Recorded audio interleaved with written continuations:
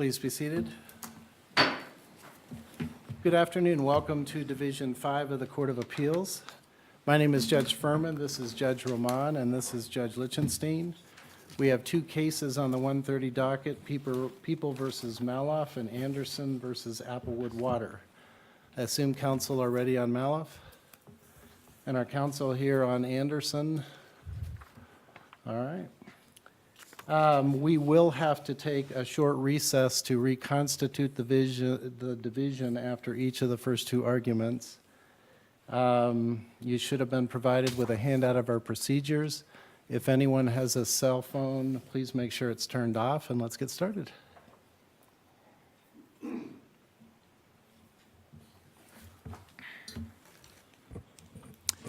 May it please the court. My name is Brian Cox, registration number 50258, and I represent Mr. Malouff. I intend to focus... Pronounce his name again. I mispronounced it, I guess. I have been pronouncing it Malouff. Malouff, okay. Yes. I would like to focus primarily on the first two issues in the briefing, but I am aware that the court also has a question on the fourth issue, and I'll be happy to address that as well.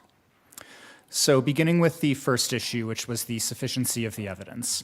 In order to sustain a conviction, the prosecution had to introduce substantial and sufficient evidence of guilt, which means more than a mere modicum, and means that the state could not rely upon inferences layered on other inferences. Now, this court asked in its written order what the evidence was that showed identity, and the answer is very little. All that we have is Ms. Riggs telling Officer Schneider that Mr. Malouff had left her home in answer to his question of who had left a minute ago. It is not clear from the body cam footage whether he was on a motorcycle. Ms. Riggs never stated in that initial interview that he was on a motorcycle. So really all we have is that he was a person who had left her home. And now I'll walk through a few of the things that were not proven. It was not proven that Mr. Malouff was on his motorcycle that night. While it was proven that he owned one, there was no evidence that he actually rode his motorcycle that night. There was also no evidence that it was his motorcycle that the police saw that night. The Officer Schneider did testify that when Mr. Malouff was arrested, he had a motorcycle in his possession. But there was no evidence that it was the same motorcycle. There were no pictures introduced of the motorcycle that he had at the time of arrest. Officer Schneider did not testify that it appeared to be the same motorcycle, simply that he owned a motorcycle, which many people do own a motorcycle. It was also not proven that the motorcycle that eluded the police actually left from Ms. Riggs' address, 1630 Larch. Officer Schneider observed the motorcycle from about a half block away, and he can be overheard on Officer Biberos's body cam saying that he was going to the address that he thought the motorcycle came from. Officer Schneider testified that he thought it was that address because there were motorcycle tire treads in the front yard. But there was no evidence about how recent those were, no evidence about whether any of the other addresses had similar tire treads. And Ms. Riggs specifically testified that several other people in the neighborhood own motorcycles and that several of her other friends visit her on motorcycles. So really, what it boils down to is that the only thing we know is that Mr. Malouff had left Ms. Riggs' residence at some point that night. At best, that is only a modicum of evidence, and furthermore, in order to sustain a conviction would require many inferences layered upon other inferences, that it was that address, that it was his motorcycle, none of which was proven. Mr. Cox, sorry to interrupt, but as you were speaking, I was looking at Officer Schneider's testimony, and let me have you respond to this. Question, what did you do? Continued southbound, answer, continued southbound toward the car alarm. As I neared the area, I observed a motorcycle rolling out of the front yard of a residence at 1630 Larch Street. So he seemed to see a motorcycle pull out from that address. It's not clear how close, but he at least testified that he saw that. Yes, and then later in his testimony, specifically on page 47, he specified that the reason why he believed it was that address was the motorcycle treads, not that he was able to visually identify that it was that address. Okay. And so really Did he also hear the motorcycle? Wasn't there testimony where he said, I heard a motorcycle? That sounded, I mean, yes, a Harley sounds loud. Yes, and certainly Mr. Malouff is not disputing that there was a motorcycle on that street that night. But the fact that there was the sound of a motorcycle doesn't show that it came from 1630 Larch. It could have come from really anywhere on that block, based on the fact that it was late at night. Officer Schneider was looking from a half block away. And his testimony did later clarify that he thought it was that address based on the tire treads, not based on actually seeing it come out of that address. Mr. Cox, was there any testimony that there was other traffic on that street, that it could have been any other vehicle he heard or saw? There was no testimony to other traffic on the street, and the state points that out in its answer brief, saying that because it was late at night, it was unlikely that there were other motorcycles in the neighborhood. But that presupposes that Mr. Malouff's motorcycle was in the neighborhood, and there was no evidence of that. Ms. Riggs never said that he was on his motorcycle that night. And so the mere fact that there was only one motorcycle does not in any way make it likelier that it was Mr. Malouff's motorcycle. So the jury wouldn't be allowed to deduct that the motorcycle belonged to the defendant when there was testimony of motorcycle noise, the house that he believed or thought that it came from had motorcycle tracks, and she identified him by name? That's not enough for the jury to deduct that it was him? It is not, Your Honor, because there was no evidence that he was on his motorcycle that night. The mere fact that he was visiting, that's all that Ms. Riggs said. He could have left on foot, he could have taken a cab, he could have taken a bicycle. And at trial she clarified that she had no idea what kind of transportation he used that night. And so the mere fact of someone leaving a residence is not sufficient for the jury to conclude that they left on a motorcycle from that address, based solely on a name being given as a person who had recently left. If there are no other questions on the sufficiency issue? Yes, Your let me Honor. follow up on that. She didn't say that the person that left a minute ago was on a motorcycle. No, But Your Honor. Clearly said Mr. Malouff left about a minute ago or something to that effect. Officer Schneider asked a question along the lines of who left a minute ago, and he left a minute ago, something like that, to which she responded, yeah, and gave his name. Okay. But if you listen to that body cam, the word motorcycle is never mentioned in that body cam footage. And you think that is what makes the inference on an inference or something? I think that in combination with all of the other things that were not proven, really what it boils down to is that all we have is a name, not that he was on a motorcycle, not that it was his motorcycle. Presumably when the police arrested him, they could have taken pictures of his motorcycle or even taken the motorcycle itself into evidence to compare it to the video. They did not do that. And it was their burden to prove beyond a reasonable doubt that it was him on his motorcycle that night. And Mr. Cox, correct me if I'm wrong, but did Ms. Riggs testify at trial that Mr. Malouff did own a Harley-Davidson with ape hangers? Yes, she did testify that he owned such a motorcycle, but not that he was on it that night. And she also testified that she reviewed the video and believed that the motorcycle was not his. So turning then to the second issue, unless there are any other questions on the first. Both of the testifying police officers, Officer Schneider and Officer Biberos, were allowed to testify at trial that Mr. Malouff had been identified as the driver of the motorcycle that night. And they were allowed to provide that testimony without providing any basis that they had personal knowledge of that. Specifically, Schneider testified, "Were you able to identify the driver of the motorcycle?" "I was." "As who?" "Jesse Malouff." And similarly, Officer Biberos testified, "Yes, I believe it was Jesse Malouff." And there was no objection? There was no objection, Your Honor. This court is reviewing for plain error, but this error was both obvious and substantial, and therefore does warrant reversal. So what this testimony did was imply to the jury that both officers had some other knowledge outside of the record to show that Mr. Malouff was in fact the guilty party.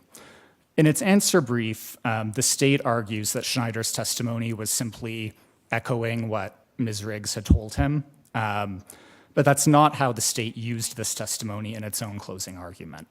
In its own closing argument, the state argued, the defendant is Jesse Malouff. That has been proven beyond a reasonable doubt.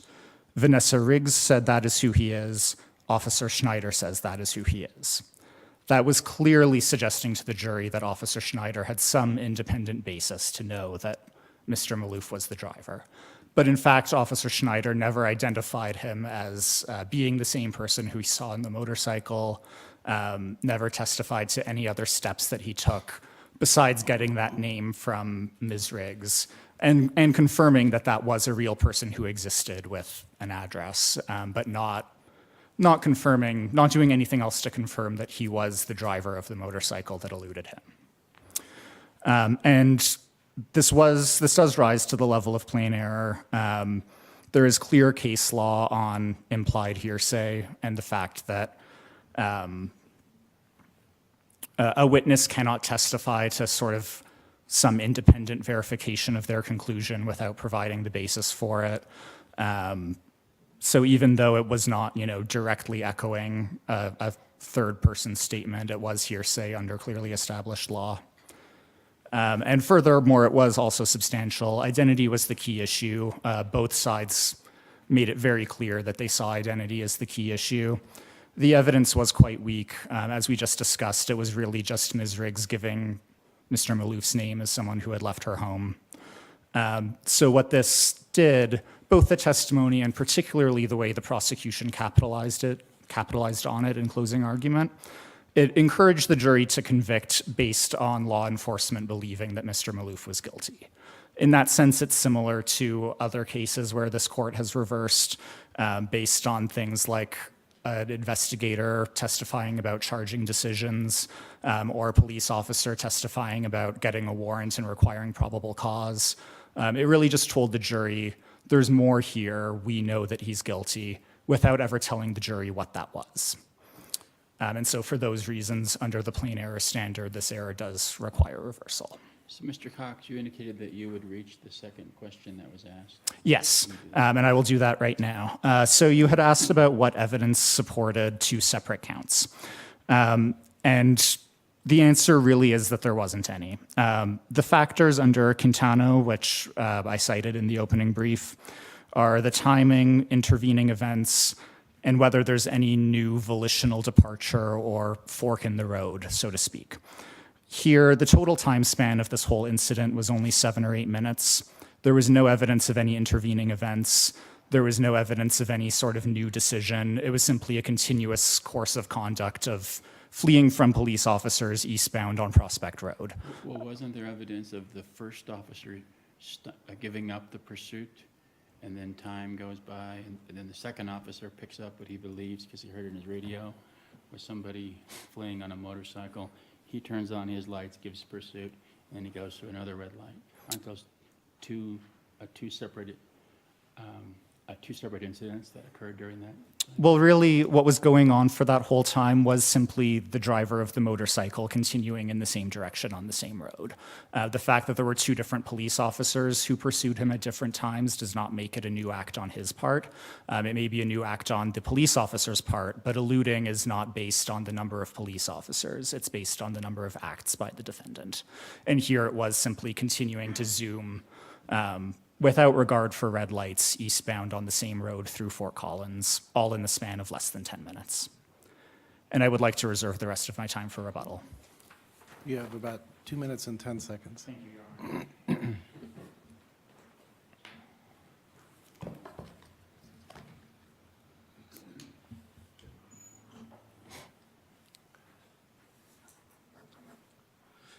Good afternoon. May it please the court. My name is Gabriel Olivares, attorney registration number 45336, and I represent the people in this matter.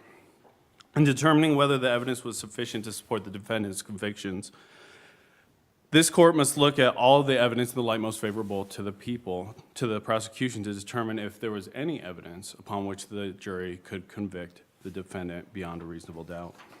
Sufficiency review is not an opportunity for this court to reweigh the evidence or sit as a 13th juror, and any ambiguities or inconsistencies in the evidence must be settled in favor of the conviction. Similarly, questions of weight and credibility are left to the judgment of the jury, and the jury is free to reject all or part of a witness's testimony. And in this case, the evidence was sufficient to support the defendant's 2 convictions for vehicular eluding. And I think it'd probably be best to just kind of break down the timeline of events. At 2:15 a.m., Officer Schneider hears the car alarm. He's driving through the neighborhood in Fort Collins and drives towards the direction of the noise to investigate. At 2:18, he observes a motorcycle rolling out, in his own words, of the front yard at 1630 Larch Street. This testimony in direct examination was unequivocal. And to the extent that he stated he can be overheard in a video saying, I think the address or the area was 1630 Larch Street. One, that statement by itself supports the conclusion that the motorcycle was indeed coming out of 1630 Larch Street.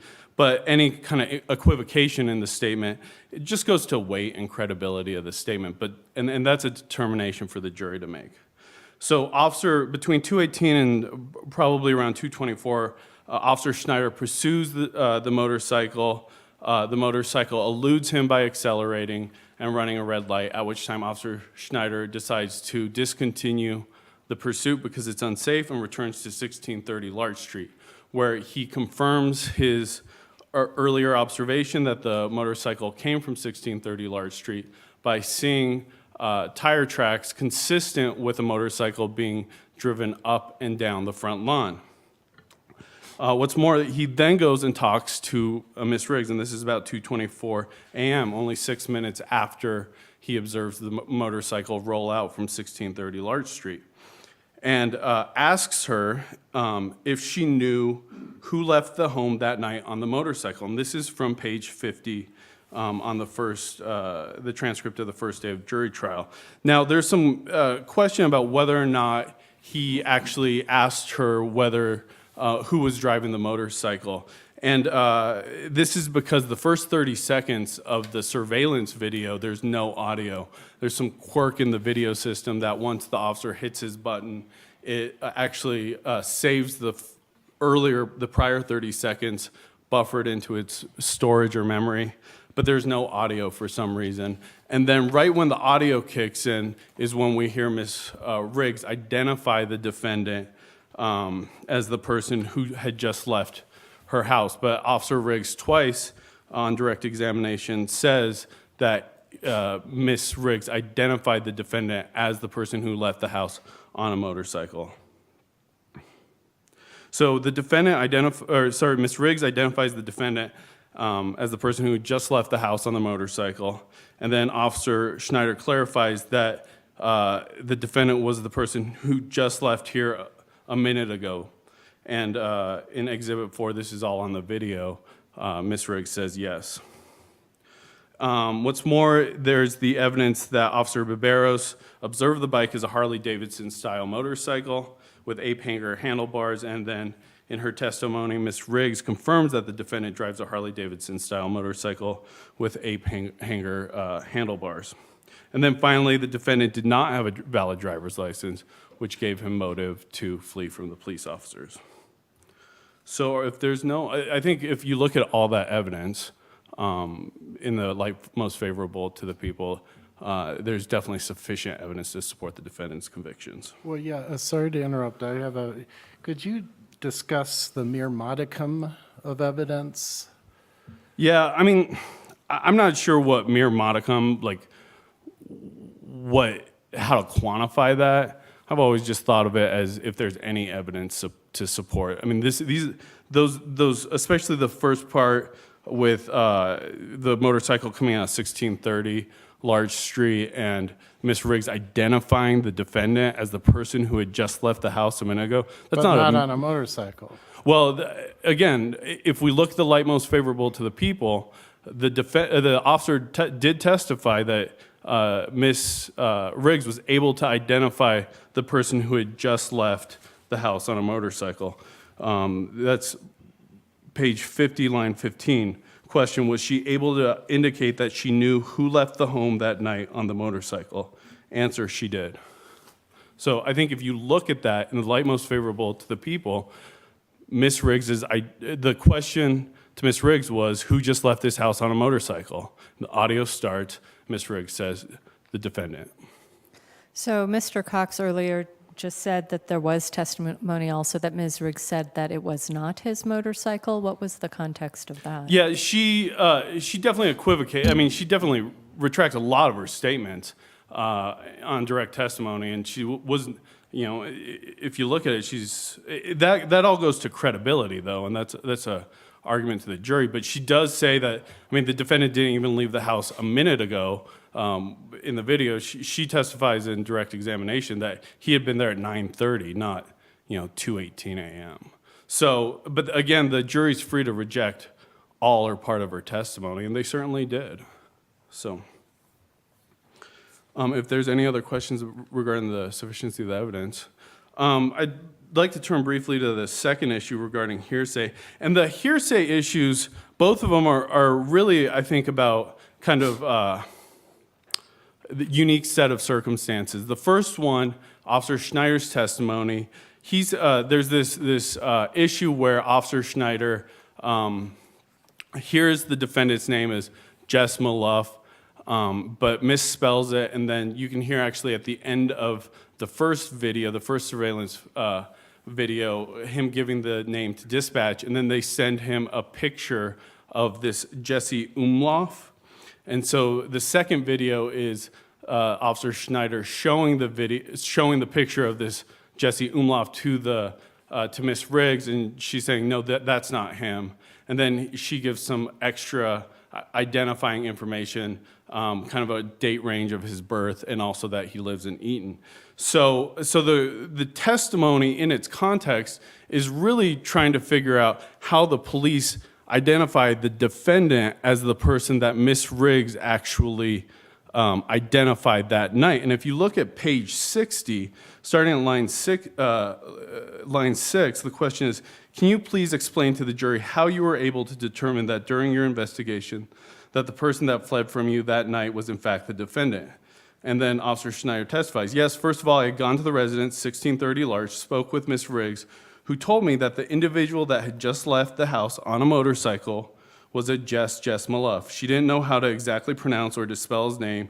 She said that she was born in 1971, and she believed him to be approximately 7 years younger. But at this point, there's a hearsay objection that's sustained. I would argue that sustaining was probably incorrect, because what he's really doing at that point is identifying the steps that he took to identify the defendant as the person that Miss Riggs identified. And then he goes again talking about verifying his residence, verifying his age, because there was testimony that the officers did take extra steps to identify the defendant as the person that Miss Riggs identified as having just left the house on a motorcycle. Specifically, Officer Schneider testified that he called a police officer in Eaton, gave the name, the date, range of birth, and the police officer in Eaton returned with the defendant's name, and that's how they eventually were able to identify the defendant as the person that Miss Riggs had identified. So is it your argument that the testimony was proper to show that the officers had an independent belief that it was him due to their extra investigation?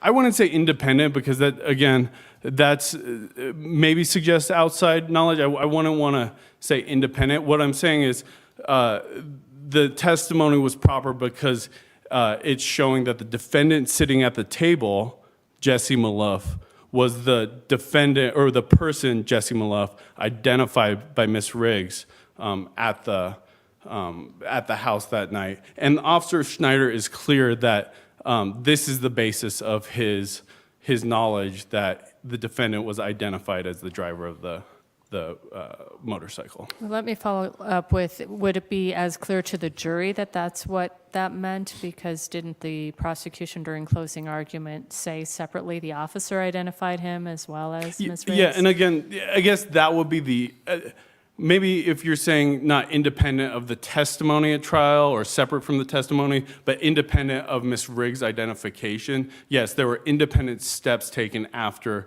Ms. Riggs identified the defendant to verify that the person arrested, the person sitting there in the courtroom at trial, was indeed the person who Ms. Riggs identified that night. So that's what that testimony was intended. Similarly, because Officer Barberos, because of the gap, the 7-minute gap, because it wasn't a simultaneous pursuit, there had to be some reason that Officer Barberos was testifying that the person he pursued was actually the same person that Officer Schneider pursued. And I think that's just what that was for. And I think under plain error review, one, it's not error, and two, it just won't rise to the level of plain error. Can you address the merger issue? Yeah. And you heard your counterpart say that it's a continuum, they were going down Prospect? It certainly wasn't a continuum. I mean, and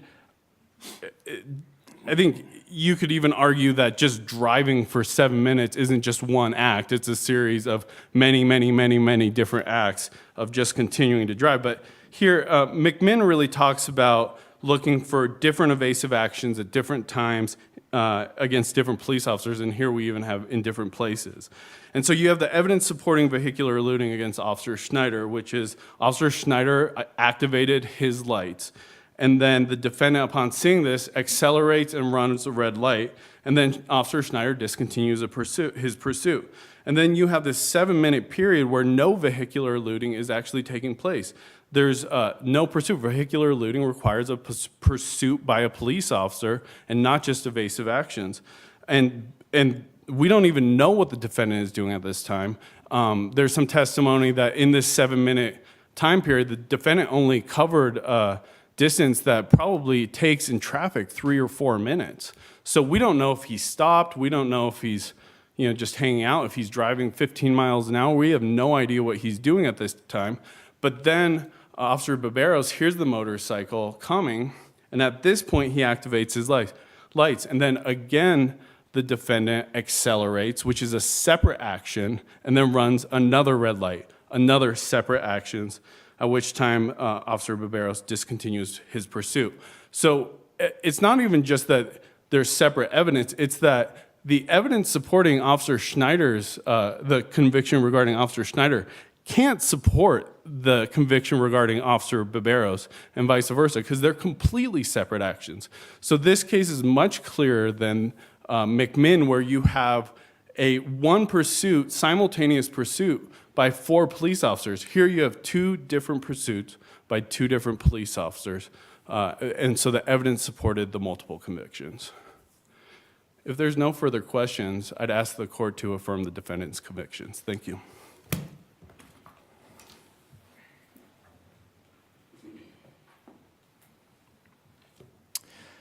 Beginning with the sufficiency issue, opposing counsel stated that he cannot quantify what a modicum is and that he has always believed it to simply be an any evidence standard.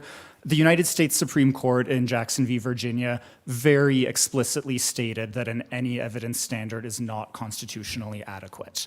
There must be substantial and sufficient evidence. United States and Colorado Supreme Court case law both say that. And what we have here is, at best, simply a modicum. All we have is that name being given.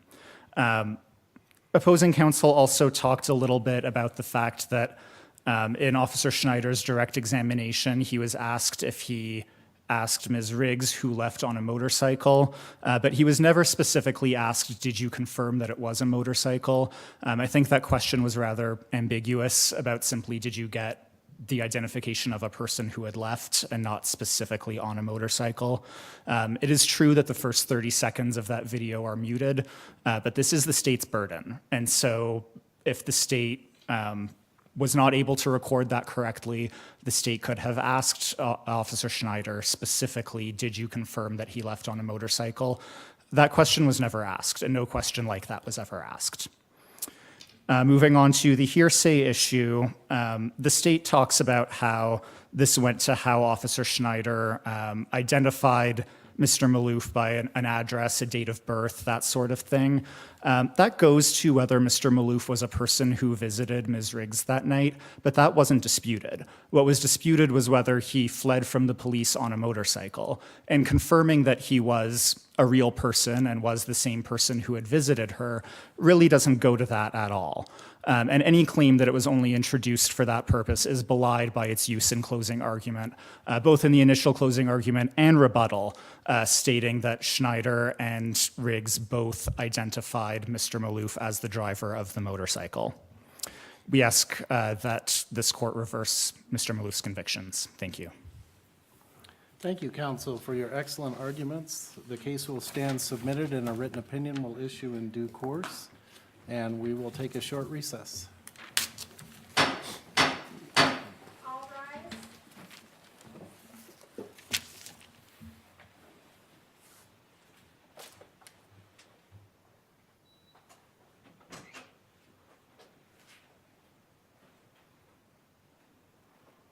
The court will be in recess.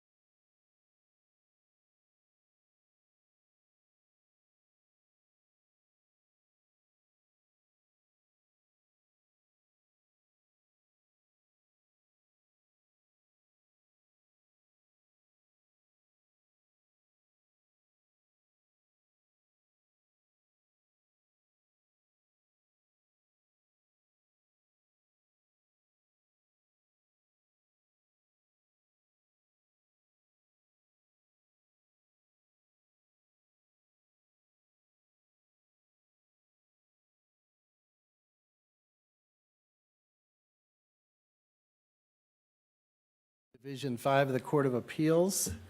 My name again is Judge Furman, this is Judge Roman, and this is Judge Plank. And if we're ready to go on Anderson, let's get started.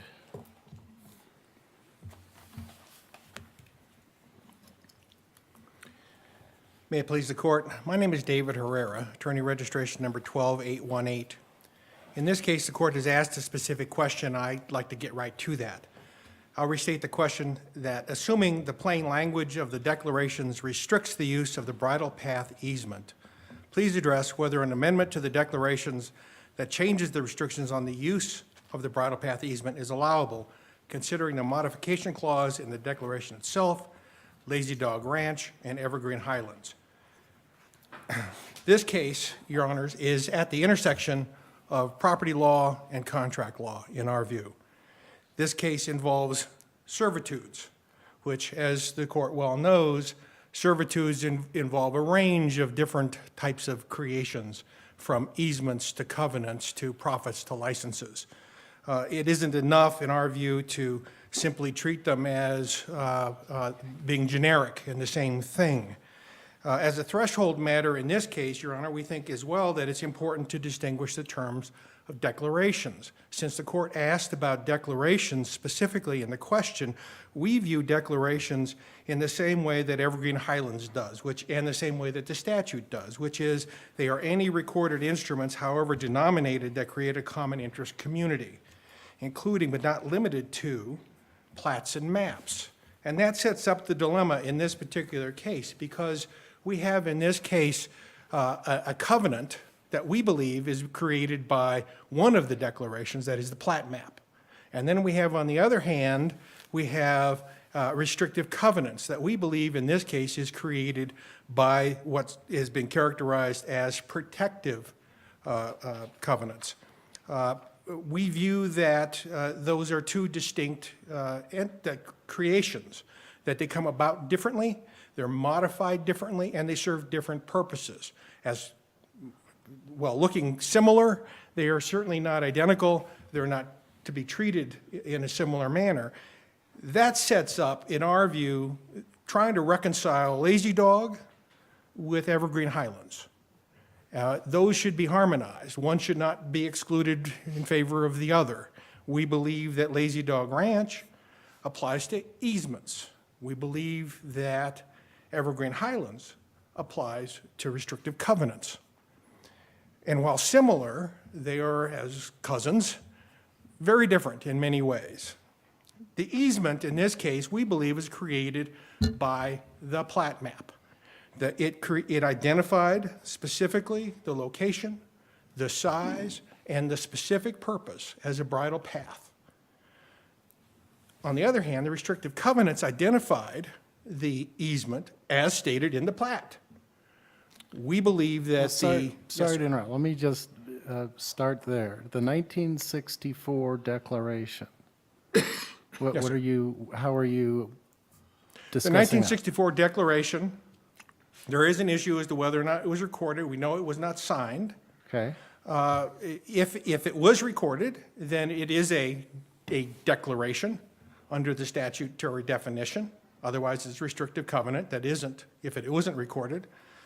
There was no evidence presented at trial as to whether it was recorded or not. There is a motion pending for this court to take judicial notice of a recorded instrument. We have a number of questions that we would have asked prior to agreeing to allow that to be offered at the trial level, but nevertheless, for the first time, we saw a certified version of the protective covenants as recorded, purportedly. That being said, we believe that they're part of those documents that are declarations. They serve different purposes, though. In our view, this plain language of the restrictive covenants are just that, protective covenants, that they do not contain language of grant. They don't describe the easement. They don't provide any limitation or anything at all. But in fact, the restrictive covenants talk now in terms of limitations and restrictions. That's the language of the restrictive covenants. They serve a different purpose than the grant of the easement itself. And in our view, those two, they're not at odds with each other. They work in harmony. One works with the other. The grant in the plat map define the easement. The covenants define the restrictions on the use of that particular property. That's exactly what they do. There are, within the protective covenants, restrictions on the use. Those restrictions require planting, require fencing, they impose a duty to maintain, and they expressly require a safe area for horseback riding, nothing else. Those restrict the uses within the restrictive covenants that are within the intended grant of the plat map itself. That's the granting instrument in our view. And so the question is, if you amend either of these two documents, there's a different process for both, of course. One is a plat map amendment, which requires governmental approval and other such things. Whereas if you revise the restrictive covenants themselves, is a 2/3 vote. And so the question is, can you use the covenant amendment process in order to change the scope of the easement? And we say to that, yes, in part. Only with regard to the extent of the restrictions that have been put on the use of the contemplated, the intended use. In other words, we intend a bridle path. Can the covenants restrict that use? Absolutely. They could say no horse racing. They could say no carriages. They could say no stallions. They could restrict the use of the bridle path, that particular intended use. Can they say BMX course? No. Can they expand the use rather than restrict it? The restrictive covenants we submit cannot do that. So let me ask you this. So in 1983? Yes, sir. It went from bridle and utility and horseback riding to hiking. Yes, sir. And it required a 2/3 vote, and they had a 2/3 vote. Understood. Do you have any problems with what happened? I do. How it happened in 1983? I don't think that by 2/3 vote, you could amend the scope of, and expand the scope of an easement. I think, though, that was unchallenged. It went on and continued beyond 18 years, and I think it's a prescriptive easement at this point.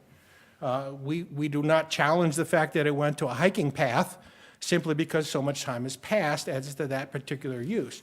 We don't think that was an intended grant by the plat. We don't think that it could be amended by 2/3 vote to add an additional function. But the fact of the matter is that it happened and it continued to be used in that manner for more than 18 continuous years.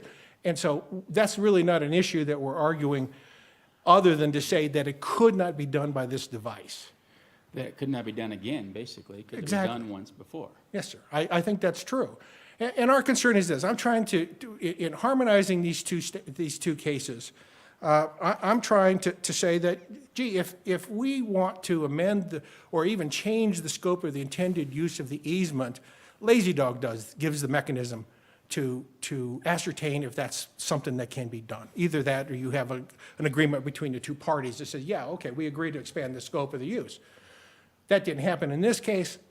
Lazy Dog was not applied, and instead they used a device to amend the scope of the easement itself, to expand its scope to, in this particular instance, to any non-motorized use by covenant amendment. Now, why this is significant is because if the covenant itself does not contain the grant, does not convey the interest, that property interest, and it's admitted by Applewood that it doesn't convey a property interest.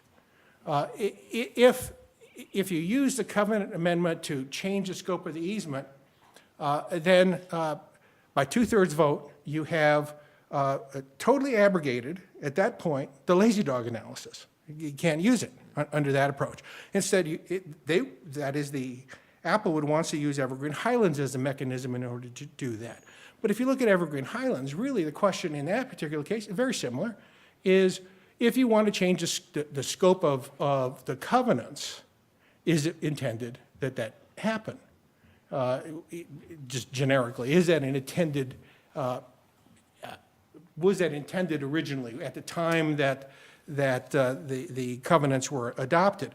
There we get into the analysis under Lakeline and Zito. And the question there is, did the Supreme Court adopt Zito over Lakeline? And we think the answer to that is no.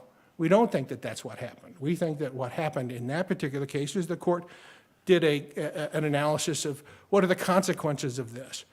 And importantly, in our view, changing the scope of the use of the easement, it goes beyond that. In this particular instance, it changes the scope of the covenants themselves from restrictive covenants to affirmative easements. At that point, it changes the entirety of the covenants themselves into something they were never intended to be. And why this is problematic in this particular case, in our view, is because let's just assume for a moment that at the 10-year option to renew these covenants, that the 2/3 of the population says, we don't want an HOA anymore, and they dissolve it. Does that dissolve the covenant, the easement? And I think the answer to that is no. That easement continues, just as do the utility easements. They continue. Notwithstanding that you've gotten rid of the covenants are, well, they like an easement, run with the land, they can be extinguished by 2/3 vote. That's contemplated. But to change them from restrictive covenants and limitations on the uses into an affirmative easement, to grant and take additional property and uses, that's never been contemplated. So even if we use Evergreen Highlands, we think that the analysis is that the lakeland line of analysis should be employed. Yes, sir. But if you use the Evergreen Highlands analysis, now you have an additional problem, don't you, about the unforeseeability? It's hard to say it was unforeseeable that they were going to add on to the easement when they already had once before, 18 years earlier. So when you go from hiking to all non-motorized activities, it's not unforeseeable at that point, is it, that they could go that direction? Well, that presumes two things. First is, where's your focal point for the ability to amend? Is it in the 1964 at the outset when it was created? Or is it in 1983 when it had been amended? And that assumes then that as to those people who were there before 1983, before that amendment, they're living under one standard versus those people after 1983 living under a new standard who bought it at that particular time. That also assumes that they did the research into the record into the prior version, which is very difficult to find, I might add, if it's there, the prior restrictive covenants, to see what those limitations were. But even using both amendment languages in both of the 64 and 1983 restrictive covenants, even using both of those, there is no indication whatsoever that there is a grant to change these covenants from restrictive covenants into an affirmative easement, into a taking of an additional grant of land or anything else that they want it to be. So if you wanted to use the Evergreen Highlands analysis, it seems to me that you still have to look to the initial purpose, and to the extent that the amendment says we're going to change it to whatever we want it to be that a BMX course, be that a raceway, pave it over, make it an alley, do whatever we want it to be. That's the proposition that's being presented, is that by the amendment process, you can change an existing easement into whatever you want it to be. We think that is directly contradictory to well-established real property law in this state. But we also think that it's directly contrary to well-established law in the amendment, that is Evergreen Highlands. In the amendment process itself, that the original purposes should be, that the surprise is we don't know what it could be amended to. That's our primary concern. And unless there are any more questions on that, Your Honor, I would like to, I've got a minute and 24 seconds. I think that it is worth our effort to, I was going to reserve some time, but I think it is worth our effort to also try to reconcile and harmonize Perfect Place versus Semler and Ryan Ranch on the issue of substantial compliance or strict compliance. And in our view, we think that, quite simply, the intended purposes of the statute with its mandatory language about shall have this, shall give notice, shall have an agenda, shall allow communication prior to a vote, that those are intended not just for transparency purposes, but to allow participation. And they were utterly defeated in this particular case. Perfect Place versus Semler, as Judge Roman, you know very well, we think takes a look at whether or not the statutory intent was defeated. It was defeated in this case. And we think they're in perfect harmony. The Perfect Place analysis and Ryan Ranch, we don't think conflict at all on that score.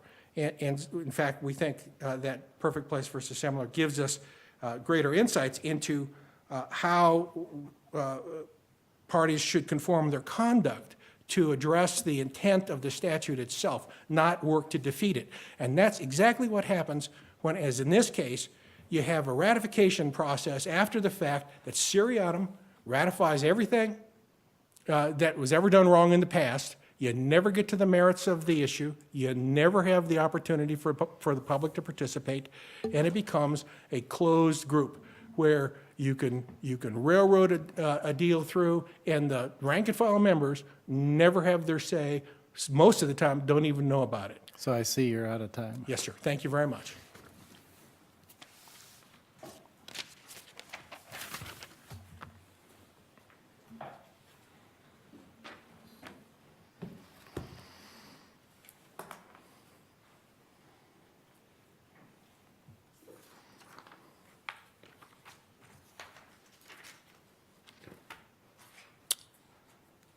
Good afternoon, Your Honors. May it please the Court.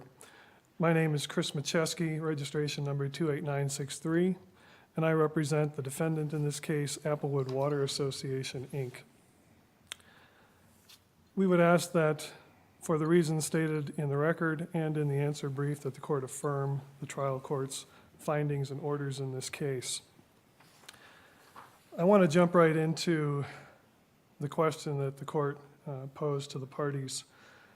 And given the plain language in the declarations, I think the short answer to the court's question is yes, the association can change the restrictions on use of the bridle path easements by a modification or via the modification clause in the declaration itself, and using the authority set forth in particular in Evergreen Highlands Association versus West. As the court's aware, we did file a motion to take judicial notice of the fact that the 1964 covenants in this case were recorded as part of the same document with the 1964 plat map. And unfortunately, one of the issues in dealing with real property cases is when you take a plat that's this big and shrink it down to something this big, often details are lost in the shuffle and lost in the scanning process to exhibits in the record. But I want to refer in particular to the 1964 plat map that plaintiff's counsel referred to. The plat map in the upper right-hand corner of sheet 1 of 2 sheets of the Applewood Estates subdivision plat map first gives a statement of ownership and dedication and includes a lengthy meets and bounds description of the boundaries of this particular association and development. Directly below that. Sorry to interrupt. Is this Exhibit 1? Is it marked as Exhibit 1 in the record? That's correct. Okay. And I'm not sure if the copy that the court has is actually legible, because I know the scanned copy in the electronic record was not legible. But again, this is a recorded document in the Clerk and Recorder's Office of Larimer County, and plaintiffs don't dispute that this is a recorded document. On that document, right below the description, the meets and bounds description, it says Declaration of Protective Covenants.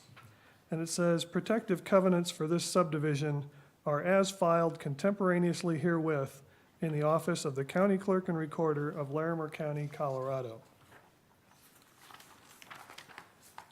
That is referring to the protective covenants of which we asked the court to take judicial notice. One of the issues in this case is we've kind of been, I think, trying to hit a moving target, because for the longest time, from defendant's point of view, we weren't aware there was a dispute that the protective covenants and the plat map were recorded as one document. They've been referred to throughout this case as the plat map and the covenants, or the plat map and covenants from 1964. Today is the first time, for instance, that I'm hearing that plaintiffs are taking the position that the 1983 amended declaration created a prescriptive easement for hiking.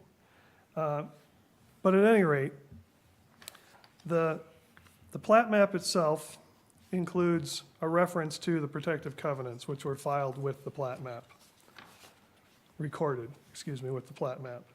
They also include a reference on sheet 2 in the lower left-hand side of sheet 2 to a typical guy wire easement.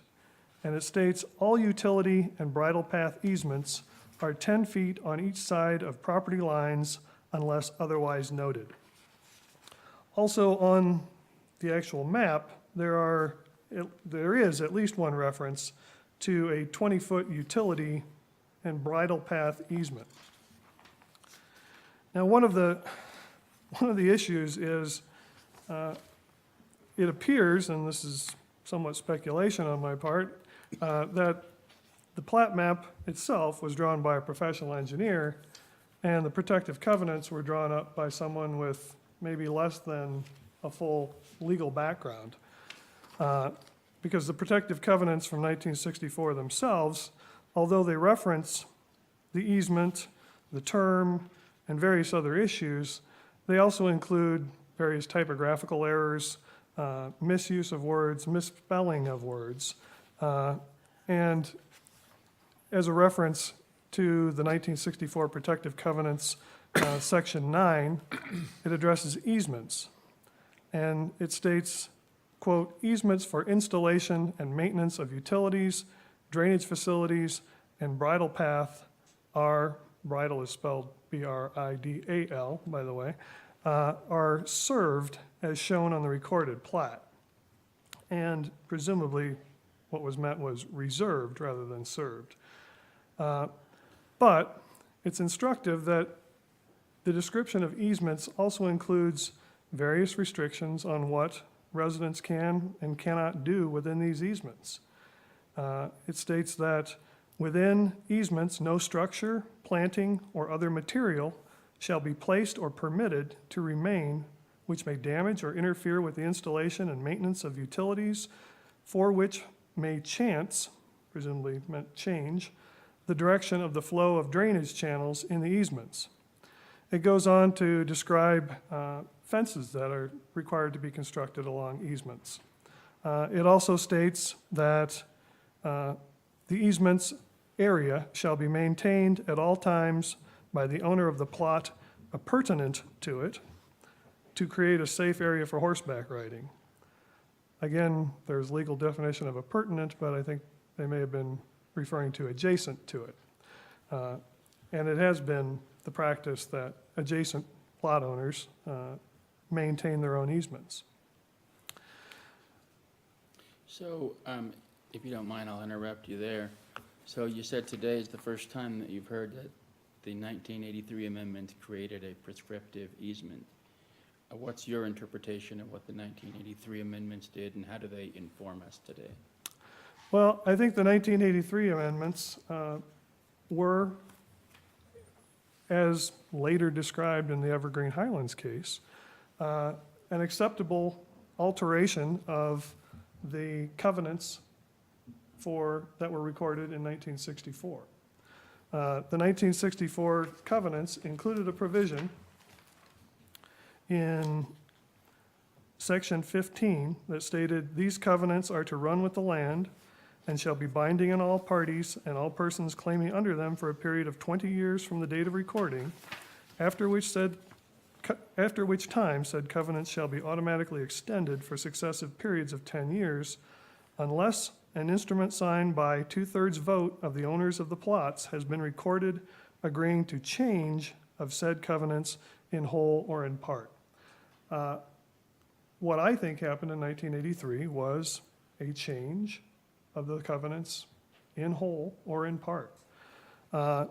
If you look at the 1983 covenants compared to the 1964 covenants, in particular referencing easements, you can see that the 1984 covenants that referenced easements in Article 5, Section 6, used much of the same language as the 1964 covenants, even to the extent of including the same errors and misuse of the word appurtenant, except the uses of the easement are expanded to hikers as well as horseback riders.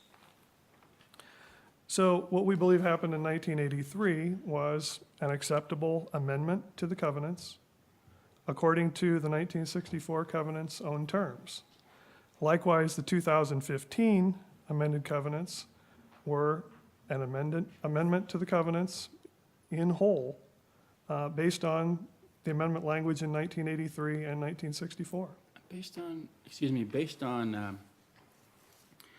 your understanding, could 2/3 of the members of the population vote to end the easement altogether? That's an interesting question. I don't know that the 2/3 vote could end the easement altogether, but I believe a 2/3 vote would allow the association to take action to amend or to end all of the easements or certain easements. So in this situation, I think if a 2/3 supermajority of the community decided that they no longer wanted to have easements, that they could make that decision and move forward. Now, the process wouldn't be so simple, as Mr. Herrera referred to. There is a legal process through county government to abandon easements, but I think the association could take that step. The Evergreen Highlands case gives associations a great deal of latitude as to what they can do with amendments to covenants. And the Evergreen Highlands case, I believe, is very instructive because it talks about, the Supreme Court talks about the legislative purpose of Kiowa. And what the Supreme Court recognized was that the continuation of the economic prosperity of Colorado is dependent upon the strengthening of homeowners associations through enhancing the financial stability of associations by increasing associations' power to collect delinquent assessments. That it is the policy of this state to promote effective and efficient property management through defined operational requirements that preserve flexibility for such homeowners associations. So I think the Supreme Court recognized that Kiowa, or through Kiowa, the legislature was trying to give a great deal of authority to homeowners associations to manage themselves and their own properties, to change restrictions, to impose new restrictions, to collect assessments where no assessments were provided in the original covenants. This particular case does not involve an expansion of the size of the easements. It does not involve a change in the nature of the easements. It simply involves a change to the restrictions on use of the easements. The restrictions previous to this included horseback riding and hiking. Right now, the 2015 amended declaration includes non-motorized activities, which would include bicycles. Even to use the plaintiff's consideration of whether this expansion is unreasonable or unforeseeable, I think clearly bicycles are not an unreasonable expansion over the use of the easements for horseback riding. In addition, the 2015 amendments allow use of the easements by motorized equipment for the purpose of providing irrigation to the association.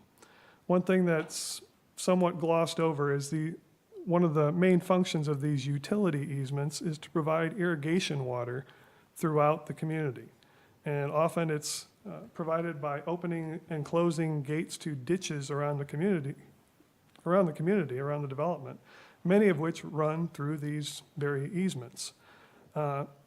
It's a labor-intensive process to move around and open and close gates, and it's done by volunteers within the association. And some of those volunteers have used mini bikes to move around and go from gate to gate, because this is a large community. It's about 60 acres total. But in 1964, they chose not to put in motorized vehicles. Am I right about that? Or was it 83 that they specifically? 1983 excluded motorized vehicles. 1964 didn't mention motorized vehicles. It mentioned only horseback riding. However, and this is an issue that the court did not take up on a factual basis, because it ruled on summary judgment that there were no facts to support the finding that this expansion was unreasonable. But there's a question about prescriptive use of motorized vehicles for opening and closing irrigation gates throughout the community. So this is really the primary focus of this appeal, is this right to amend the covenants to change the use of these easements. There are several other issues that were addressed, and I briefly want to touch on the substantial compliance argument. That the trial court found that substantial compliance was the correct standard for Kiowa and the meetings in question. The court, based on its factual findings, found there were 3 meetings which potentially violated the Kiowa requirements, and that the issues covered in those 3 meetings were largely insignificant. Accordingly, we ask that the court affirm the trial court's findings and orders in this case. Thank you. All right, thank you, counsel, for your excellent arguments. The case will stand submitted and a written opinion will issue in due course, and we will again take a short recess. All rise.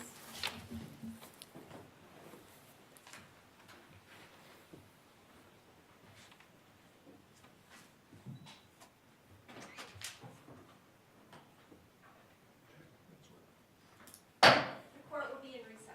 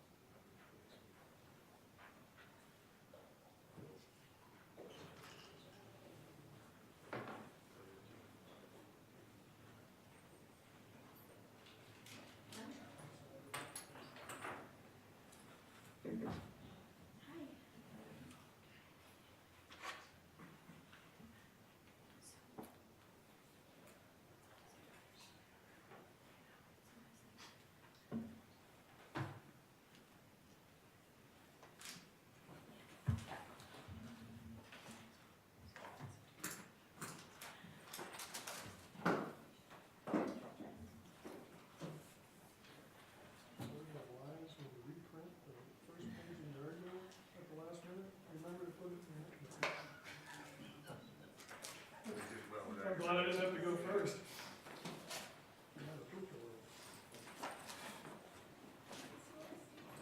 That's not my.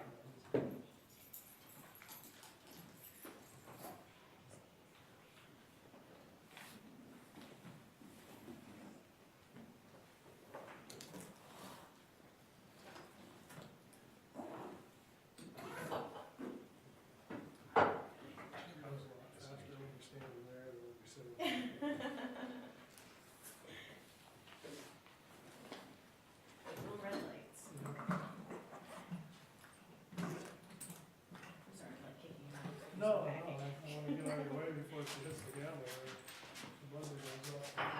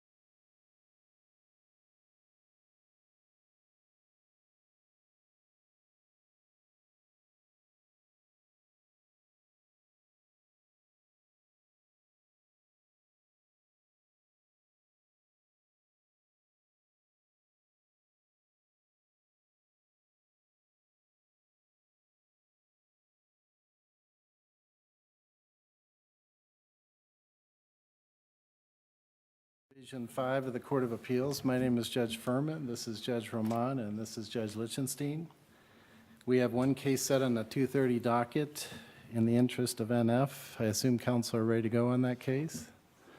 You should have been provided with a handout of our procedures. And if anyone has a cell phone, please make sure it's turned off. And because of the nature of this case, counsel are directed to not disclose the names of any children and relatives. And let's get started.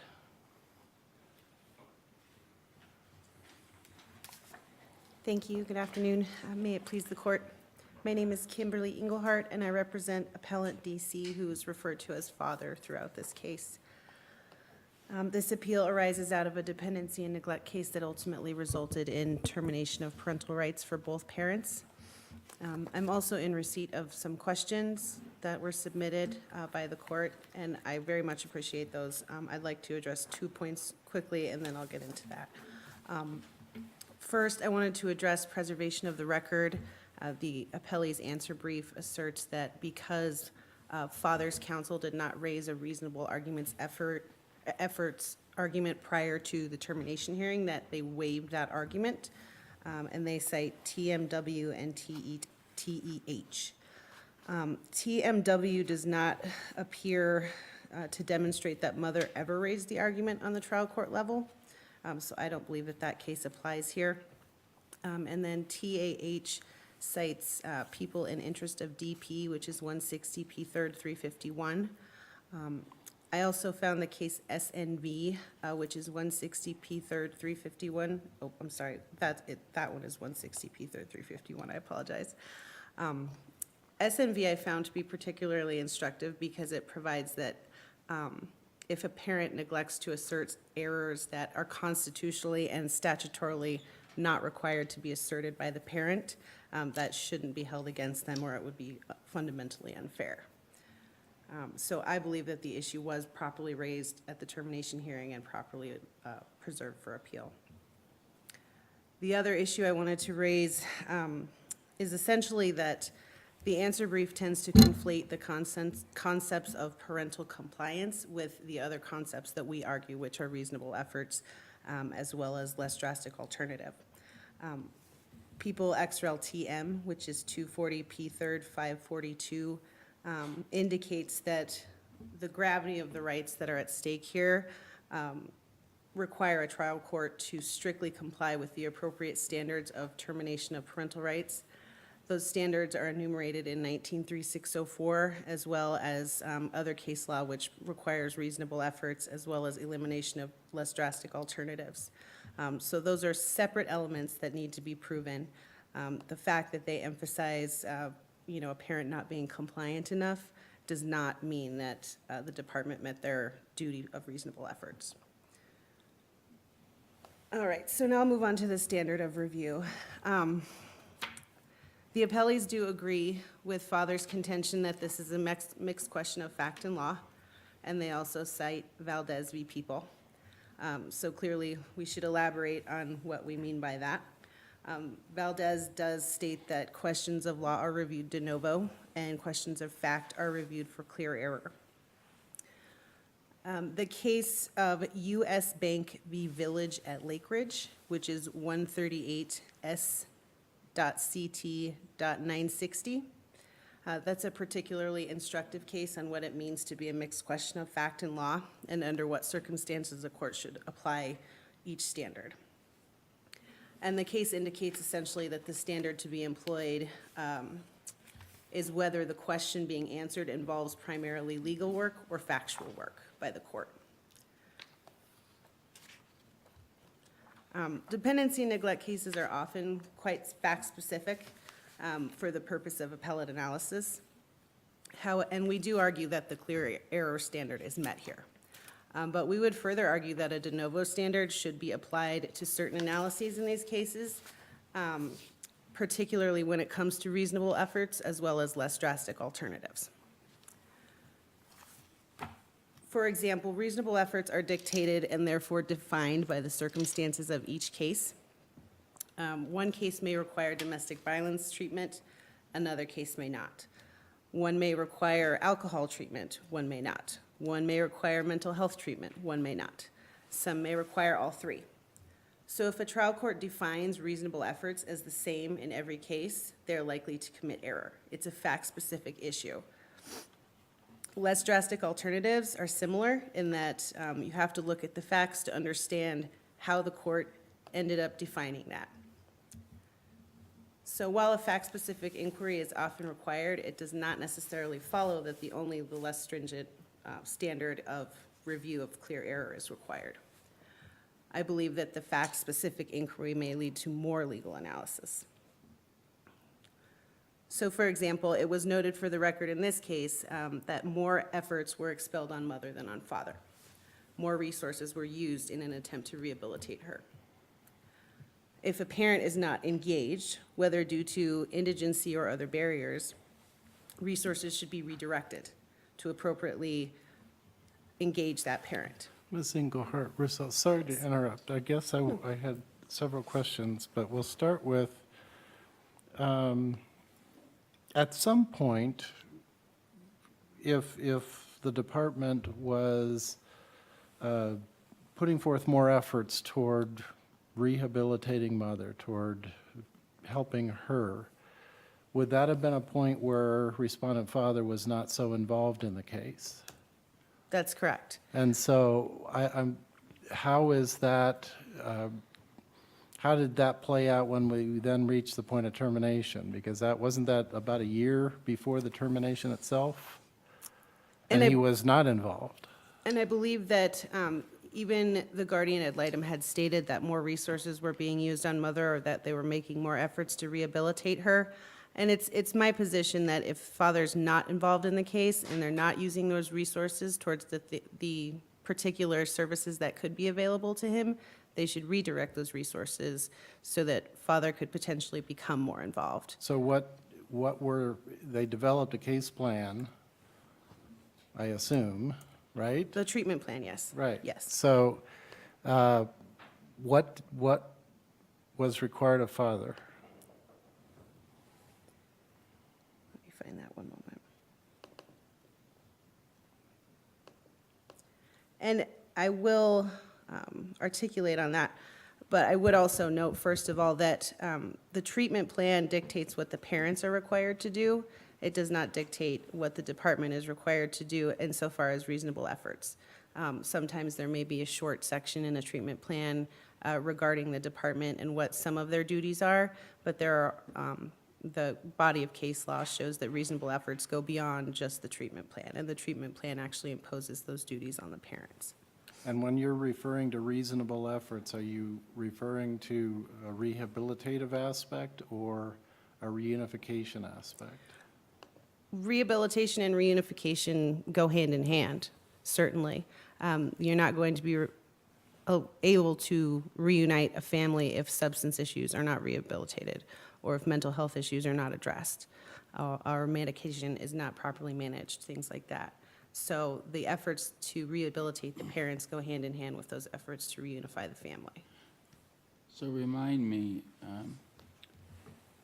while this was taking place, did father make the arguments that I saw in the briefs on appeal, that the department did not make reasonable efforts because it didn't provide him with a phone, didn't help him with housing, didn't offer assistance to repair his vehicles?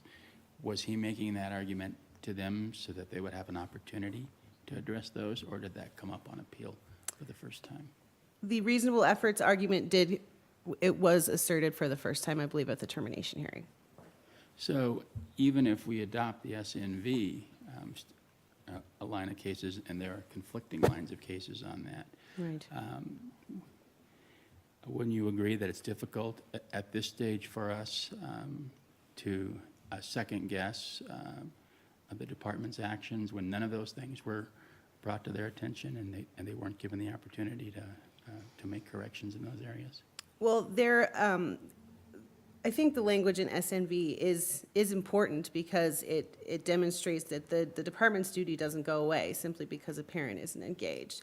And the parents actually don't have a duty under their reasoning they don't have a duty to address reasonable efforts if they're trying to comply or trying to work with the department and they're not at the termination stage yet. So I think for preservation purposes especially, people raise that argument. But I also think that the department certainly had to have known that father wasn't engaged and they were having some kind of issues with communication, with transportation and things like that. I know they referenced a gas voucher, but more efforts could have been made, particularly when the other services that they thought he need weren't being utilized at the time. Again, they could have redirected those resources. And that kind of circles back to the standard of review issue that I have with these cases, which is that the trial court may define reasonable efforts as something, and we don't really know what their definition of it is until they say, yes, the standard has been met. So if we looked at all the facts and circumstances of a case, and then take that information and use it as a legal analysis to say, did they meet that standard? I would say in this instance, the answer would be no, if we were to look at it from a de novo review standpoint, as well as a clear error standpoint. Well, let me interject, because I'm not sure I heard the answer to my first question, because in setting up a treatment plan, a case plan, everybody is trying to figure out at that point what rehabilitative services are appropriate to render a parent fit, okay, to provide adequate parenting. Now we move forward to the termination, respondents get their experts, the court is weighing whether all reasonable means have been tried and found wanting. That's a court decision. You Right. will have your expert, you will put on a case opposing the department's motion or guardians ad litem motion. That's a fact question to me, isn't it? It can be, but again, I think that the legal standard, it is a legal term of art and it's required in every case to be made. And we don't know what the legal standard is until we know what the facts of the case are, essentially. Because if someone doesn't have certain issues that need to be addressed, then those efforts don't need to be made, but in other cases they do. So to me, the factual inquiry leads to another legal analysis of whether or not the court properly defined reasonable efforts. Same thing with a less drastic alternative. For example, if they say an allocation of parental responsibilities is not permanent enough, I believe the court's termination order said anything less than permanent would not serve the best interest of the child, which means that this trial court is defining adoption as permanent and nothing else as permanent. I find that to be speculative because many circumstances in life can derail an adoption or a permanent home such as that. And a parenting plan can be fashioned in a way to where the parents have to meet extremely stringent standards before they can even see the children, things like that. So there can be more permanency, and then we can still be meeting the interest of keeping those family ties, which is, according to the legislature, beneficial for children. So let me ask you a question going back to the reasonable efforts. If you can raise that for the first time on appeal, do you also need to show how the result would be different? You've identified, well, father was not given a phone. Do you need to identify, had he been given a phone, what would have been different? I'm not sure how to do that without speculating. And I'm not asserting that we are raising this issue for the first time on appeal. I think the appellee's argument was that if you raise it for the first time at a termination hearing, it's not properly preserved for appeal. And we certainly disagree with that. I don't think you can raise it for the first time on appeal. As far as how the circumstances would have been different, again, I would go back to SNV and rely on that case and show that the duty of the department endures regardless of the other circumstances of the case. They need to make reasonable efforts to the extent possible. And I believe that those are dictated based on the facts of the case. So I truly do believe that this is a mixed question type of case, dependency and neglect case, because whether or not reasonable efforts were exercised or whether or not there was a valid, less drastic alternative, it very much depends on the factual analysis that you come to and whether or not things could have been different. And I'm happy to provide the list of father's duties pursuant to the treatment plan if you'd like me to finish answering that question. That's fine. All right, otherwise I'll reserve the rest of my time for rebuttal. Thank you. You have just over a minute.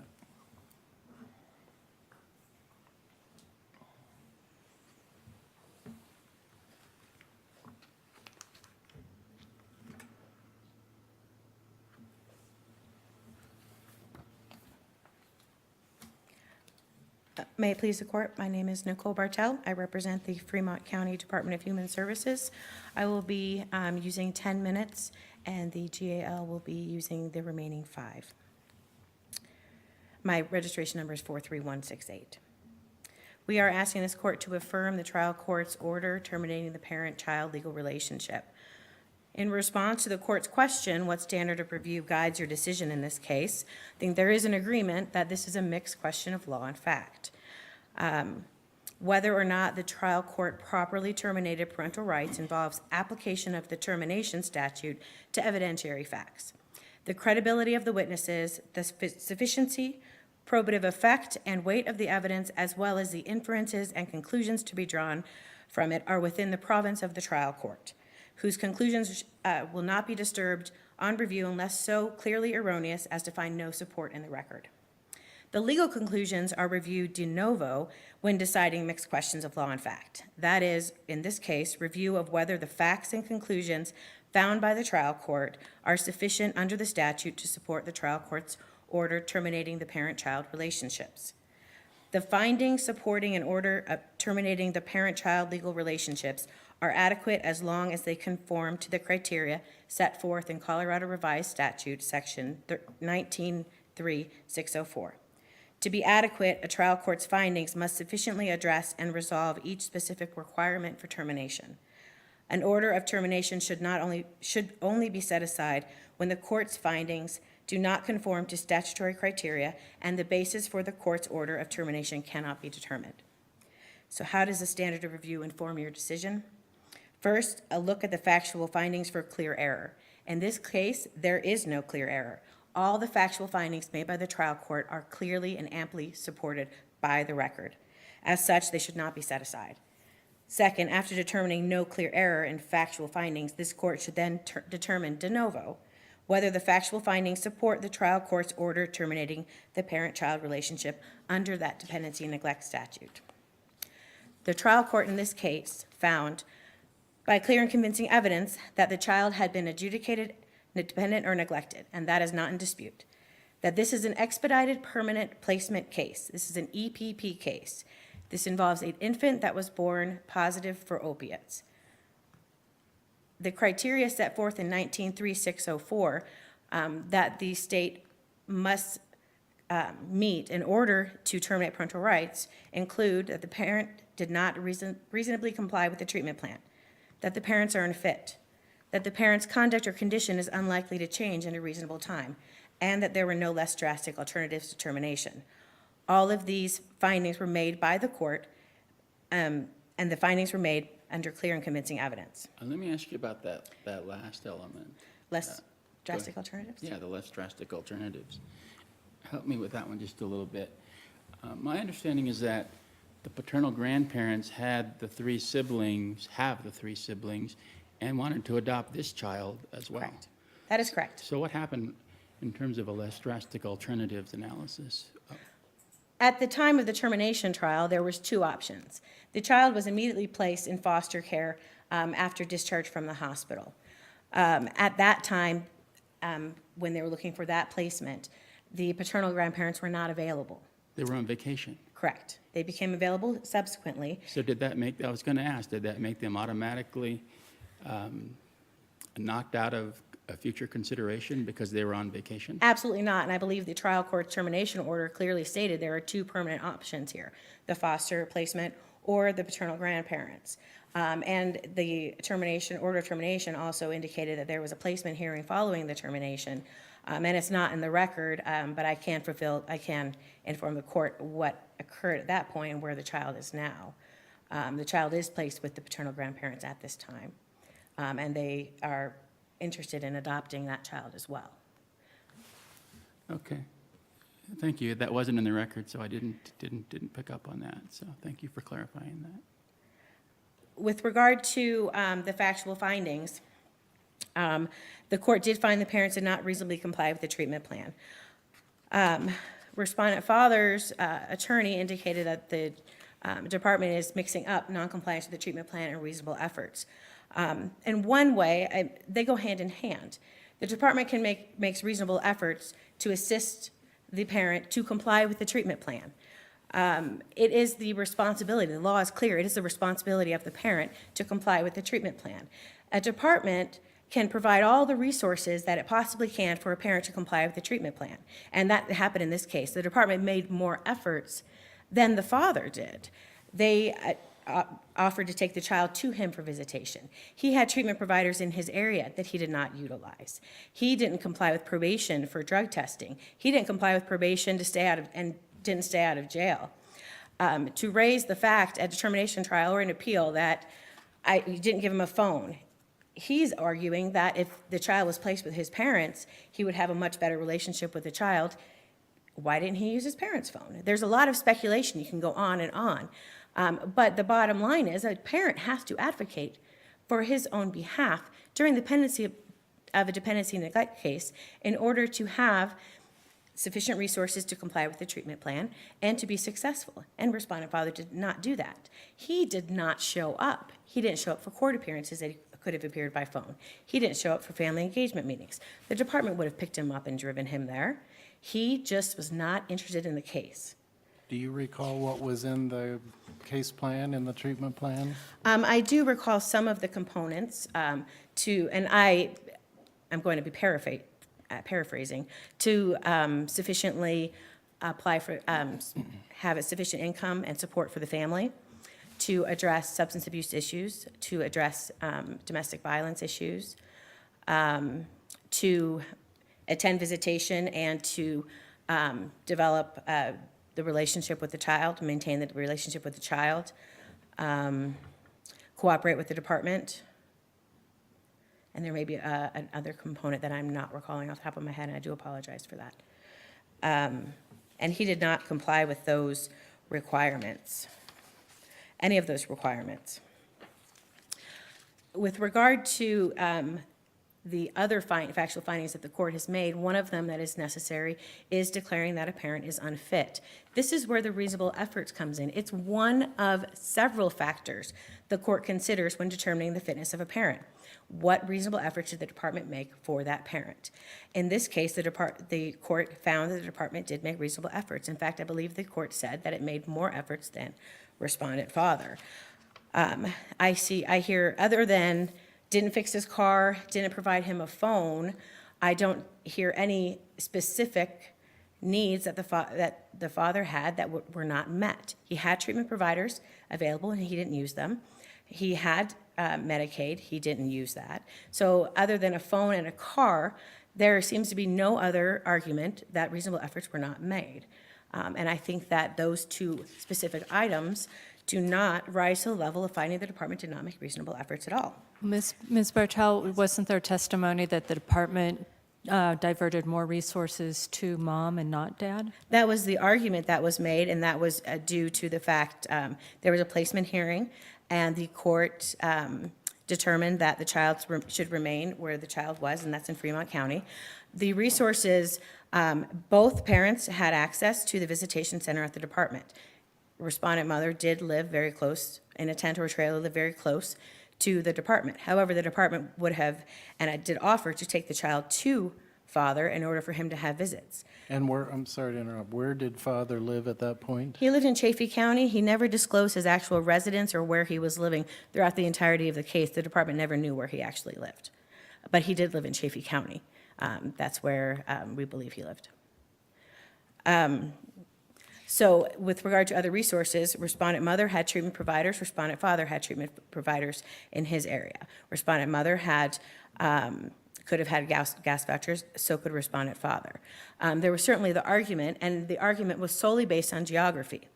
In these types of cases, when you have one parent live in a county and the other parent live in another county, it is a difficult decision for a trial court to make. But that does not mean that reasonable efforts are not being made for both parents.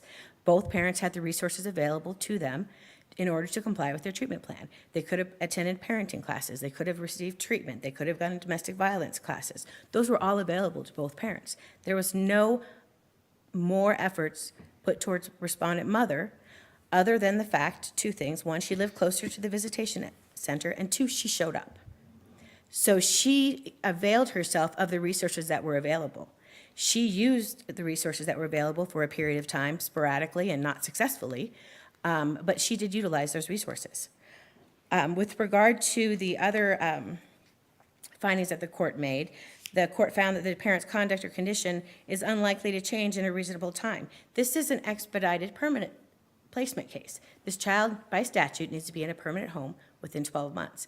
And as Judge pointed out, there were two possible permanent homes in this case that were viable options, but the parents, neither parent was a viable option at that time.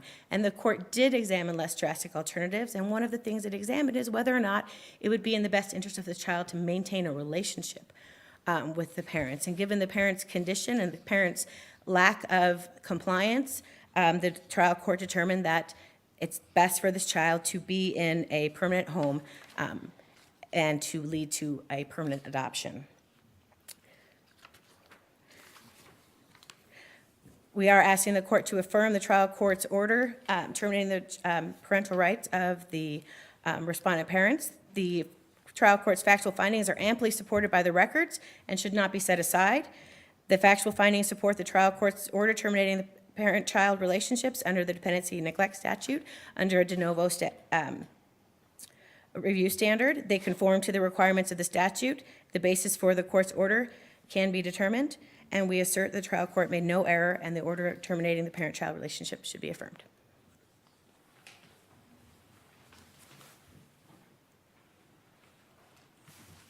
Good afternoon, Your Honors. I am guardian ad litem in this case, Donald F. Cutler IV, attorney registration 32739.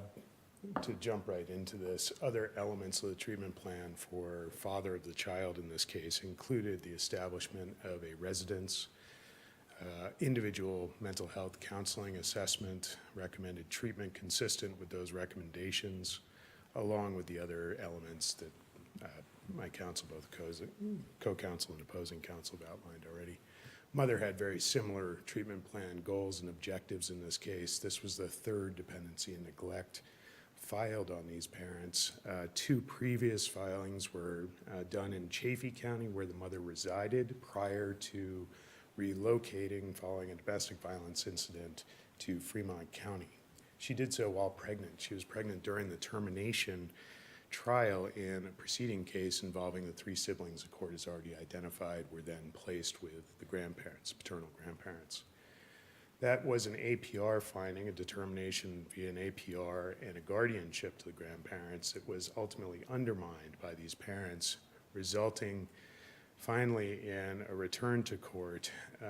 Ultimately, the grandparents did adopt those three siblings. That adoption was pending at the time of the filing of the petition in this case. If you'll take note of the record, the petition does not identify the father at the time of filing in May of 2016. I believe that that is part and parcel of the department's prioritization of mother's interests and mother's compliance with the treatment plan. It was known to the department by June of 2016 who the father was. His whereabouts were unknown. He resided in a camper truck camper, a pickup bed camper, on public lands, to my knowledge, for the duration of this case in Chaffee County area called the 4 Mile Recreation Area. Mother lived in a tent in Canyon City, close to the department's headquarters on Justice Center Drive in Canyon City for much of the case. Her residence was somewhat mobile. She refused to live in a variety of different types of temporary housing due to her lifestyle, desire for pets, that kind of thing. When we look at this issue of less drastic alternatives that Your Honor, Judge Roman brought up, the less drastic alternative of the allocation of parental responsibilities in a guardianship had been tried with the three prior siblings unsuccessfully. The parents essentially worked to undo that guardianship by hiring daycare providers, allowing father to work at that time. That had been a prerequisite of the trial court in that prior DNN to vacating the allocation. Ultimately, that daycare arrangement failed. The parents ended up in a domestic violence incident which separated them. The children were placed back with the grandparents and ultimately successfully adopted during the pendency of this 2016 case. These are the blood biological siblings of N.F., child at issue here, and my client. My position in August of 2016 is adequately represented in the record as well as the appellant's opening brief in this case. I did feel that the department initially focused its resources and efforts solely and exclusively on mother to father's disadvantage. Ultimately, efforts were made to bring father into line with the treatment plan. Mr. Cutler, I see that your time has expired. Good, Judge, I'm sorry. That's okay.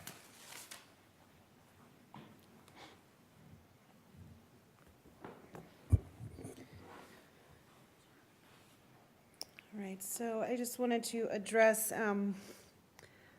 real quickly, we're not arguing that father was fully compliant with his treatment plan.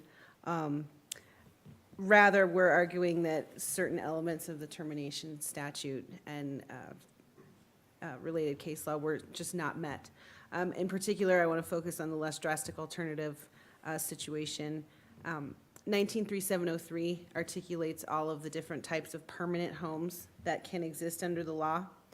The caseworker in this case testified that an APR would not be in the best interest of the child and would not provide enough security that he needed to move forward or for the providers.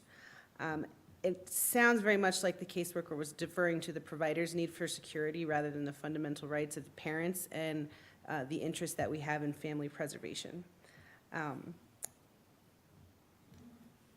Again, I would take the factual analysis and then circle back to 193703 and see if this court defined less drastic alternative appropriately on a de novo basis. And I think I'm out of time. Thank you. Thank you, counsel, for your excellent arguments. The case will stand submitted and a written opinion will issue in due course. And the court will now be in recess.